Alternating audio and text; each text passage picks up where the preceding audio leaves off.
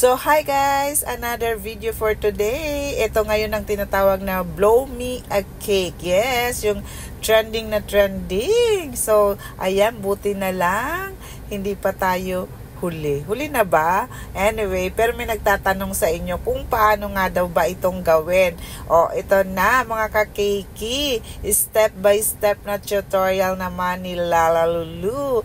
Ang very simple and very easy on how to make a blow me a cake. Yes. So, ayan. Piniprepare lang natin itong ating cake. Ang cake natin ay 6 by 5.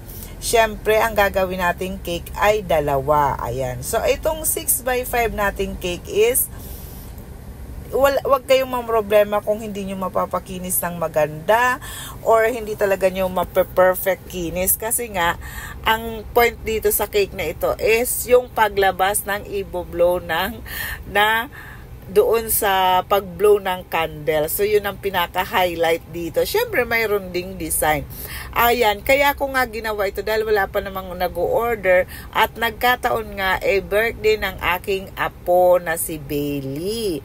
So, anyway, bagay naman sa kanya itong cake kasi hindi naman pwedeng gawa lang tayo ng gawa ng cake na hindi naman bagay. So, bagay ito sa kanya dahil 3 years old na po siya ngayon. So, ayan. Kaya ito yung napili nating cake. At isa nga dun sa purpose, mapakita natin sa inyo. At malay nyo, gusto nyo ding gawin sa inyong pamilya o kaya magpa-order kayo. Alam ko meron ng mga tutorial dyan yung mga sikat na vlogger at influencers. So, pero ito ay para naman sa aking mga kakiki at sa mga newbie dyan na aking subscribers. So, para maintindihan nyo kasi ang gagawin natin is step by step at ipapakita ko sa inyo yung mga kung ito ay failed or kaya ito ay may hindi magandang pangyayari na pwede pa naman nating baguhin. I mean, hindi magandang pangyayari, may mga mali on the way. So, kasi first time nga natin gagawin itong blow me a cake. So, ayan na, kulay pink na, pantay na. So, almost ready na tayo sa ating gagawin. So, ayan, pinaano rin natin para naman magandang tignan. So, yung board pala na ginamit ko dyan is 10 by 14. So, ang sinasuggest ko sa inyo dyan, kung gagamit kayo dyan ng board, sana yung drum para makapal, para hindi siya magagewang. So, yan, 10 by 14, cake board lang yan at isingle lang kasi nga dito lang naman sa bahay. So, itong picture na ito ay galing lang sa Pinterest. I-search nyo na lang yung mga batang ganyan. So, binutasan natin, ang butas ng bibig ay kasing laki ng butas ng straw na gagamitin nyo.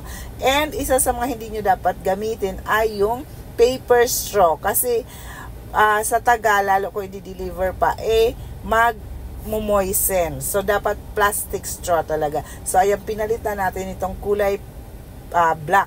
So, ganun lang ang pagkulay. At alam nyo, ang ginamit namin dito ay cornstarch kasi para sa akin mas okay yun kaysa dun sa mga luster dust at mas hindi naman kamahalan, di ba? So, itutusok nyo lang kung saan ang butas ng bibig. So, ganyan. Pero maglagay kayo ng barbecue stick sa taas para may control kayo sa cake. Malay mo, pag tusok mo, pag-move mo, mag-move ang cake, diba? Wala kasing dowel yung cake dyan.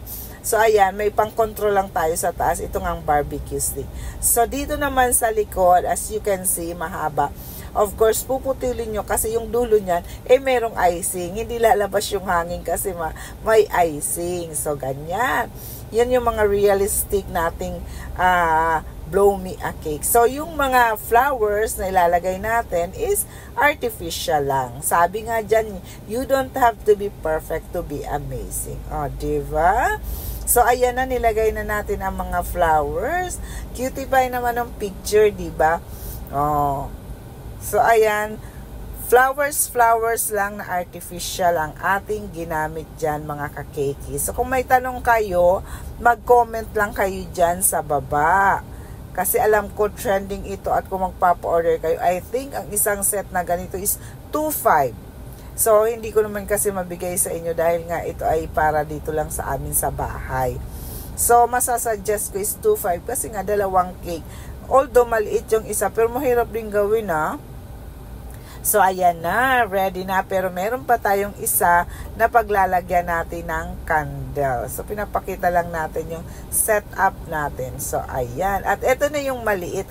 Ang size niyan is almost 3 by 2. 3 by 2, yes.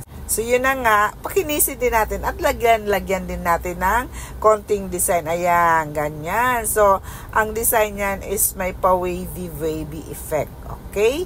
So, pero ang kulay lang niya is white, yung kanyang body. Ayan. So, pinapakinis lang ng konti. Ganyan lang kaliit. So, ang iba naman ang ginagamit is cupcake. So, ayan, be careful. So, syempre, itatapat natin doon. See to it na sakto talaga pag blow ay matatamaan yung candle, yung siga ng candle. Yan. So, ayan. Ang candle natin, ayan, nilagyan pa ng design para naman hindi talaga bare na white. So, lagyan natin ng konting design. Ang iba naman ang ginagawa dito, yung parang vintage na cake. So, hindi na natin pahihirapan ang sarili natin.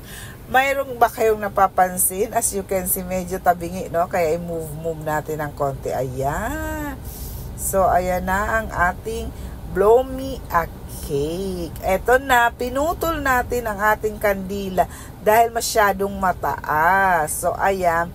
Kasi isisiguro nga natin yan ay tatamaan ng hangin pag-blow. Ayan. Sakto na ba? Kita nyo na ba ang pagkasakto or kulang?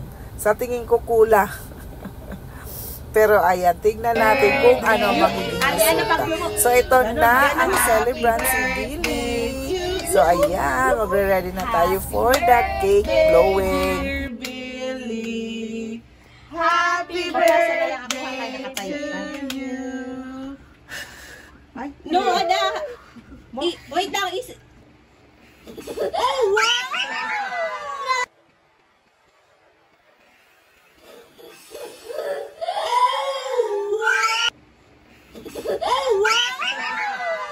So, nakita nyo mga kakeke, medyo may fail tayo kasi na-blow ni Billy at si Ate Ada naman sa likod ay huli. Pero, the most important is lumabas ang ating cornstarch. Ganon. At ngayon, tinatry nila nang wala ng cornstarch. Hindi nila mapatay yung apoy. Meaning, medyo may konting pagkatabingi. So, sasakto nyo talaga, guys. So, ito naman, born a cake. Next